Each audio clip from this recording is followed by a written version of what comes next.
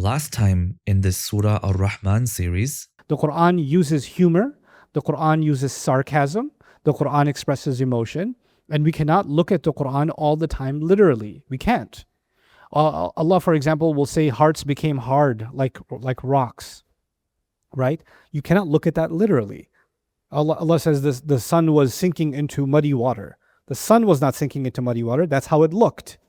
Like I love watching the sun drown into the Pacific coast, right? The West Coast. The sun is not drowning into the coast. That's how it looks. This is the language of literature, not the language of science. Ar-Rahman allama al-Quran.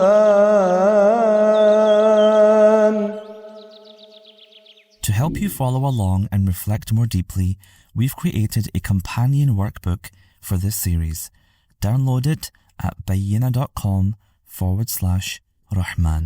يرسل عليكما شواظ من نار ونحاس فلا تنتصران فبأي آلاء ربكما تكذبان فإذا انشقت السماء فكانت وردة كالدهان. These ayat we're about to study are progressive development. So what I mean by that is, first Allah said, you think I'm too busy? I'll show you how free I can be. I'll free myself from the maintenance of the entire universe and put all the focus on you. Okay. Then he says, go ahead and escape if you can. Right? And then he adds, La tanfuduna illa bi Sultan.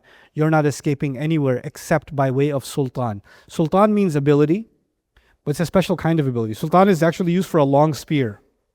The long spear. Have you ever heard the phrase, the long arm of the law? Right? That's actually very close to the classical meaning of Sultan. The police officer that stops you actually doesn't have inherent power in and of himself. He is given power by the state. So defying him can be considered defiance of the state. So his power is actually an extension of the state. And he becomes a representative of the state. His uniform actually represents the state. His badge represents the state. If that same police officer is retired and is no longer in uniform, it's the same human being, he no longer has that power. Why? Because he's no longer a representative of the state. So he no longer has sultan. Similarly, a passport. A passport is a document that is powered by a government. So it's a piece of paper, just like any piece of paper, but because it represents authorization from a government, it can allow you to cross a border. Because that government has an agreement with that government, and now this piece of paper that came directly authorizing from the highest echelons of power now allows you to enter into this other country because of this piece of paper. So that piece of paper, because it has that authority, can be called a what? A sultan. So actually power is quwwah, but power by proxy, like this thing has power because something else has empowered it, that's actually called a sultan. Similarly, sultan is used for evidence and argument. If your argument is backed by something very strong, then it's called sultan. So here, when he says, you're not going to cross except if you have sultan, it means you're going to hit the border and there's going to be border check. Oh, you'd like to escape. Based on what authority? Let's see your paperwork.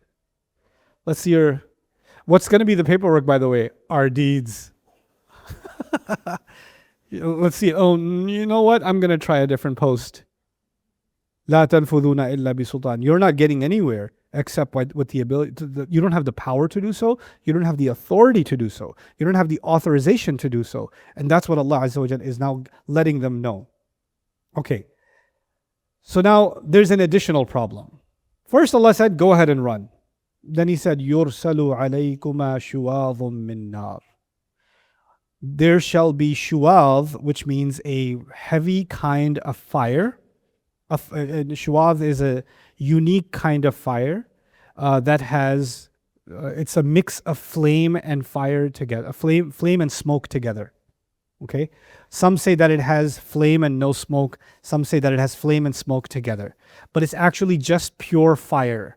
It's not even something burning. It's just fire itself. It's like pieces of flame themselves are now being shot at you. Now, where are they being shot from? If he's saying they're going to be unleashed on you, they're coming from the sky. The jinn were trying to escape where? Into the sky. And now as they're escaping into the sky, what's coming down from the sky? You can't go towards where the firepower is coming from.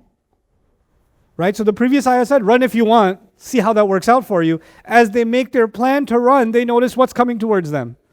Fire's coming towards them. And they were made of fire. You know, Allah mentioned already, وَخَلَقَ الْجَانَّ مِن مَارِجٍ مِن نَار. So they're like, oh, nar, that's our cousin. We should be okay. No, this is not marij min nar. This is shuwadh min nar. It's a different kind of fire, different kind of temperature, different kind of intensity. And it's another kind of fire we don't know yet because narin is nakira.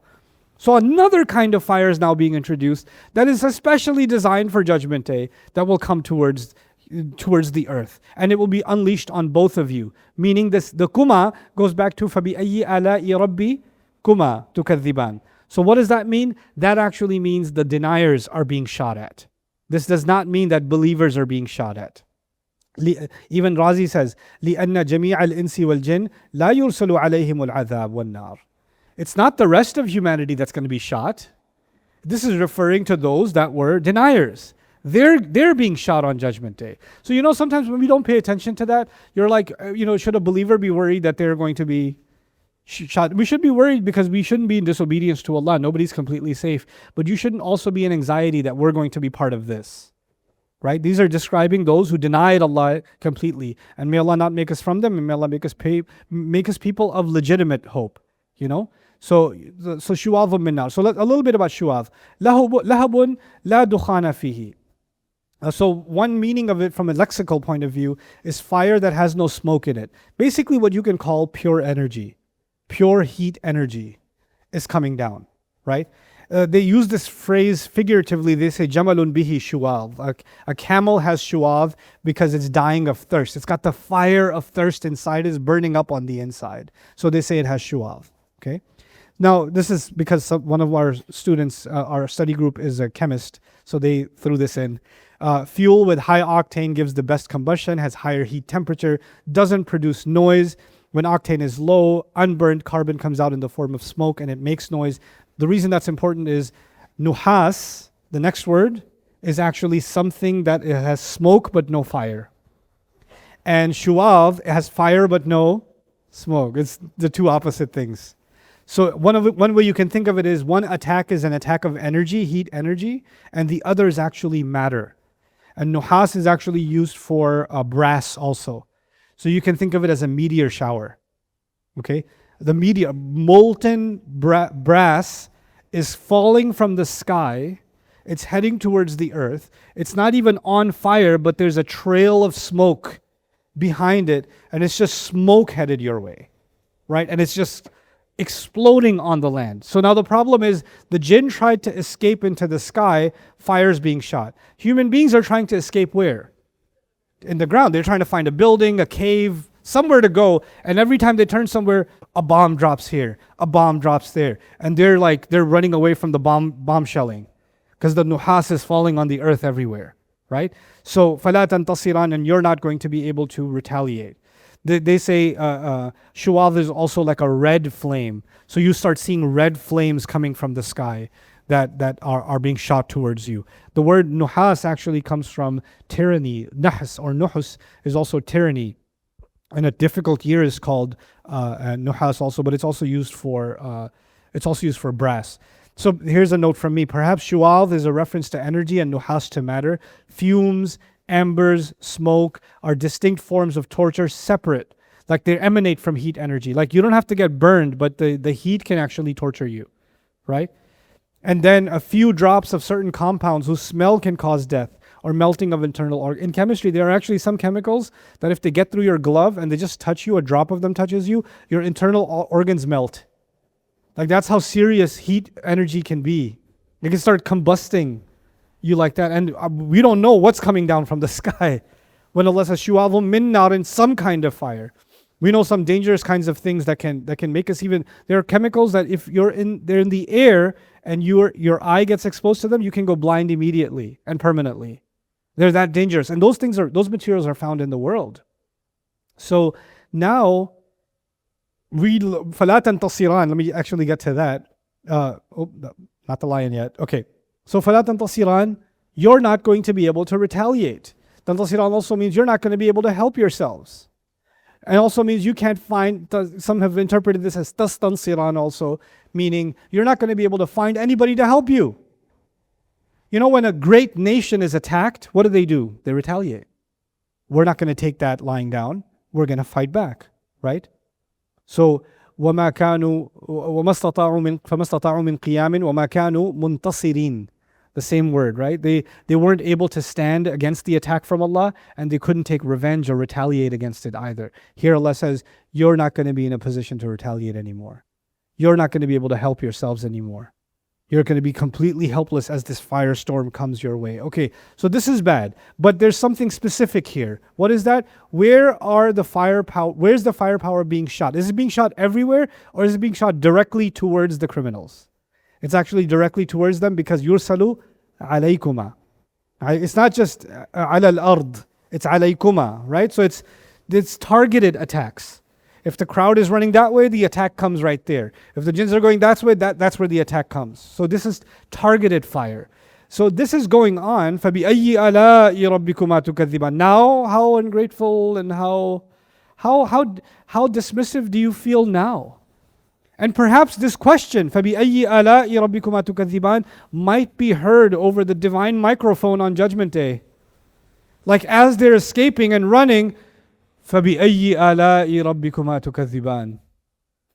Can you imagine? Like what they're hearing and what they're supposed to imagine happening? Do you still feel as defiant as you did?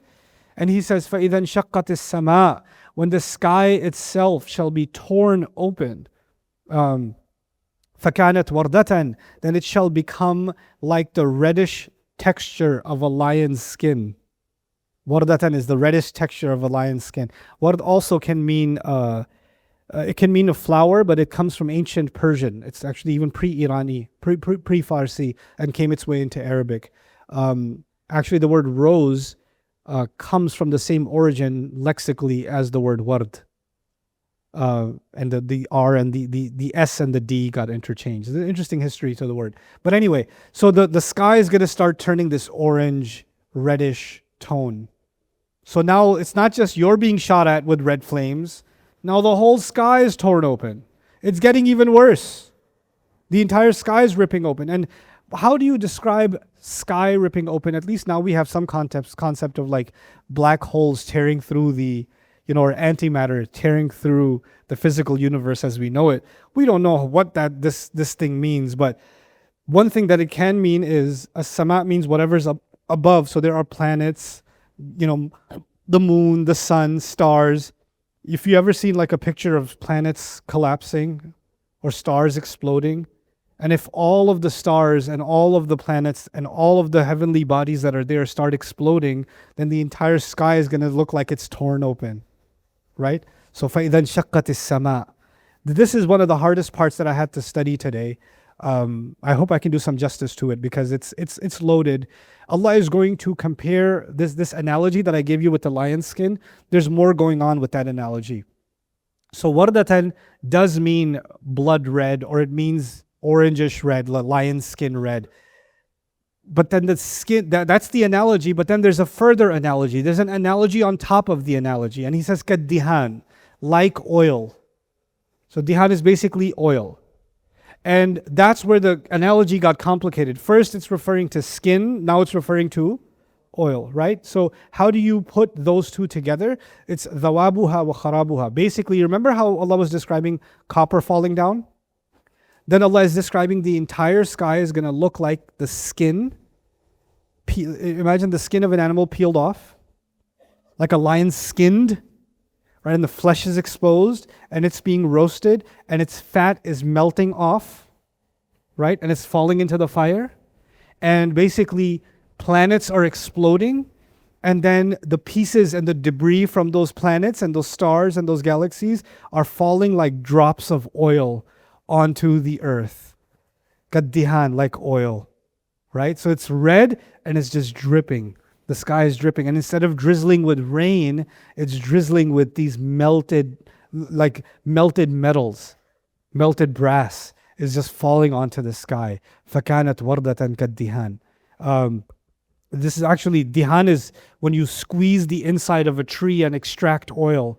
So perhaps even in it, there's a reference to how planets and heavenly bodies are going to be squeezed and crushed and burned. And then those things are going to start falling down towards us. So this is actually a picture that was taken from NASA of the destruction of a star. And it actually looks like a rose. Wardatan. So some tried to make a correlation with this ayah because wardatan is also a word for a rose. Right, so maybe it'll look like that, like the whole sky just turning blood red, and then these drops coming down on that day. So now, what's happened then? Well, the conversation began with, escape if you want, go ahead. And at first, there was some initial firing, and then it got so bad that forget the firing, the entire sky is torn open. Actually, Islahi argued about this ayah that it refers to the like the sky is being compared to an animal that's been skinned. Like Allah slaughters the sky, exposing its redness, And now when that's happened, and those drops are falling, where are they falling? They're falling on earth. So this is the most terrifying scene, and that will lead us to the last ayah that I wanted to talk to you about today. And by the way, Alusi also mentions about dihan that it's different colors, which is understandable that it's different colors. The oil is different colors. The skin was red, but the debris that's falling is all kinds of colors because all kinds of heavenly bodies are melting and they're starting to fall, right? So تَتَلَوَّنُ أَلْوَانًا الْلِمْعَانِ. Now, فَبِأَيِّ آلَاءِ رَبِّكُمَا تُكَذِّبَانِ. And this is where we're going to start tomorrow, but I'll give you a taste of it now. فَيَوْمَئِذٍ لَا يُسْأَلُ عَنْ ذَنْبِهِ إِنسٌ وَلَا جَانٌ. On that day, no human being nor any jinn is going to be asked about any of their sins. That sounds confusing. No human being or jinn will be asked about any of their sins. Wait, I thought the whole point of Judgment Day was what? Ask about the sins. And now he's saying, on that day, none shall be asked about their sins. No human, no jinn. What in the world? How does that make any sense? Let me explain. You ever take a test and you know you messed up? You ever do that? Okay. If you ever take a test and you know you messed up, and the teacher walks in with a stack of papers, and he slams them on the desk, if I, as a teacher, just look at the room, I can tell your grade is on your face. I mean, it's on the paper, but it's already on your face, isn't it? I don't have to ask you how you... In fact, forget the grading. When I ask you to hand me your exam, and I haven't even looked at your exam yet, when I ask you to hand me your exam and you're handing me your paper, I can see your grade where? I don't have to ask. Judgment Day comes. People are brought back to life. They see firepower coming straight at them. They see the sky melting. And they're like, oh, it was real. Oh, that was true. Oh. Do they have to be asked at this stage? No. They don't have to be asked. Why not? Their face is telling the whole story, isn't it?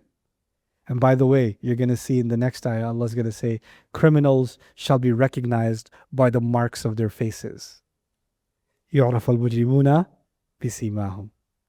Right? Like it's going to dawn on every human being what they did. The book of deeds hasn't even been opened yet. You're not even being held to account. Nothing's happened yet. You're just seeing the world, the universe collapse as before you and melt before your eyes, and you're like, oh no. The balance. Remember Allah started this surah with the sky, and the sky was in balance. وَضَعَ الْمِيزَانِ. Oh no. That whole balance is destroyed, isn't it? When that scale is destroyed, a new scale shall be erected. And that is the scale of my deeds. And so when this scale is being destroyed, I realize, oh no, it's time for my scale to be erected. It's come. It's happening. And that realization means nobody even has to be asked. لا يسأل عن ذنبه إنس ولا جان. Another meaning of this is actually, you don't have to be asked, you'll confess yourself. You don't even have to be asked. You're just going to say, we were wrong. Al-Rabb, we did wrong. We messed up. You don't have to be asked because your limbs are going to do all the telling anyway, without even being asked. You don't have to be asked because your book of deeds is open. We don't need any answers from you. We have the whole thing on tape. You don't have to be asked. فَيَوْمَئِذٍ لَا يُسْأَلُ عَنْ ذَنْبِهِ إِنسٌ وَلَا جَانٌّ. See how the jinn were also terrified in this ayah? You know? So this is where, inshallah, we're going to wrap up our discussion of this scary conclusion. We're not there yet. We're almost there. But there's some couple of heavy ayat that I want to leave off until tomorrow, inshallah. And then we're going to start walking into Jannah, inshallah ta'ala. But we have to get through this journey first and then get there. As I leave you, I just want to discuss one more thing with you and then I'll leave you guys. The question of salvation and the question of who's going to go to Jannah and who's not going to go to Jannah and all of that, right? So the best to my this is a debated subject. There's lots of different views on it. There's the traditional view on it. There are some variations in our tradition on this view. I can share with you what I find the most convincing answer to this question. Allah Azza wa Jal gave the prophets guidance for their nations. But our prophet was not given guidance for just one nation. He was given guidance for humanity. He was given guidance for all of humanity. And then he made this ummah responsible to share that guidance with the rest of humanity. He put that on our shoulders. So we have to do the best, to the best of our ability, we have to clarify this message to humanity. Our job is not to convert people, but our job is to actually clarify this message so we have no excuse before Allah that we didn't clarify it. And they have no excuse before Allah that it wasn't clear to them. That's the basic point, right? Once it becomes clear to someone, then they have to make that decision. But what happens to people to whom if we didn't do our job clarifying, and therefore they never received the message clearly, right? What about those people, right? So this conversation does not relieve me and you from the responsibility of delivering the message.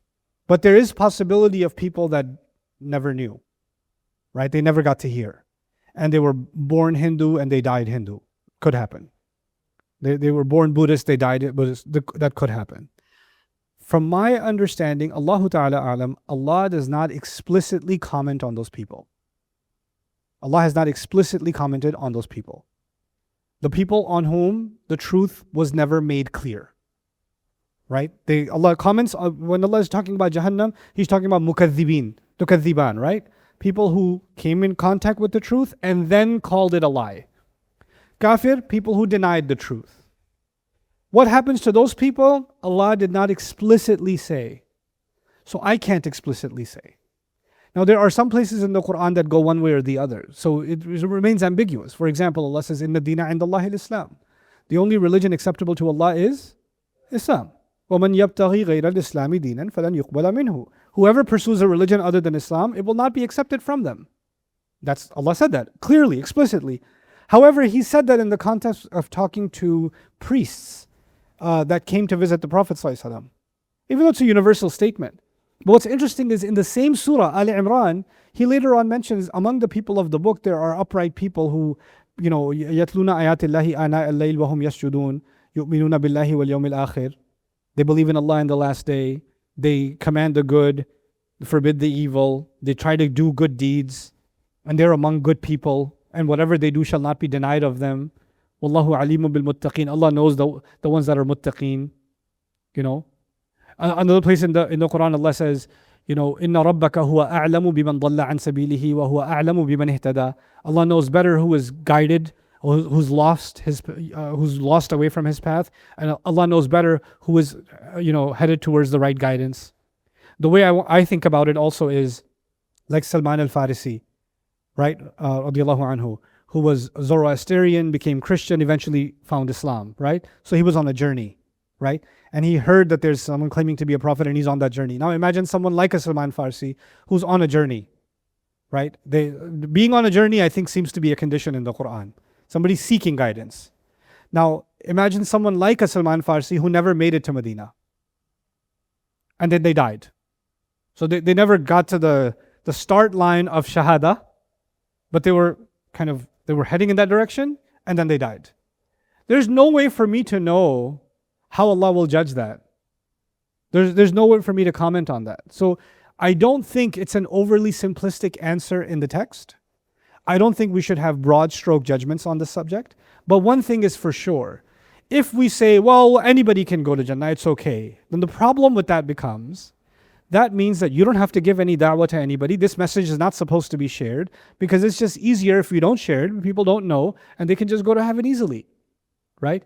And if that's the case, then the Prophet ﷺ didn't even have to give us the Quran because we would have been fine without it, right? So then if you just start saying everything's okay, Allah will just forgive everything, then you basically say this revelation is irrelevant. You understand? But that can't be the case. But can there be cases of people that were finding their path to guidance and then they didn't make it to the finish line? However Allah deals with them, Allah will deal with them. But the Quran did not explicitly comment on that sort of thing. It gives hints here and there. So we should have a nuanced view of this subject, which is something that actually is not just something I'm suggesting. Classically also there was a nuanced view of this subject. There were intricacies, and we didn't make black and white kinds of statements. That's one of the most beautiful things about our religion, right? It doesn't lead us into down these wormholes where we run into a problem. It doesn't negate Allah's rahmah, Allah's hikmah, Allah's guidance. None of those things are negated, and yet we can live with this profound, beautiful message. So that's just some things at least about Jahannam that I wanted you to know. And about salvation on Judgment Day that I think are important for us to think about also.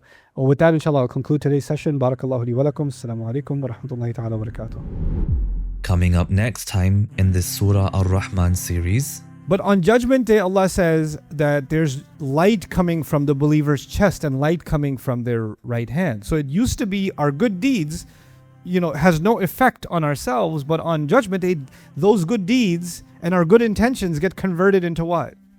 They convert it into light. And actually, conversely, people who do bad deeds, every bad deed, like in this life, the hadith describes, the Prophet ﷺ describes a stain on the heart, right? But on Judgment Day, it actually becomes layers and layers of actual darkness. Actual darkness. So here in this life, Allah says He takes believers out of darknesses into light. مِنَ الظُّلُمَاتِ إِلَى النُّورِ.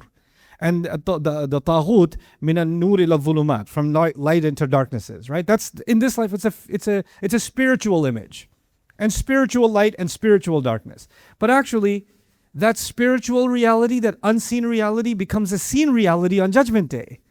It's a different kind of reality that day.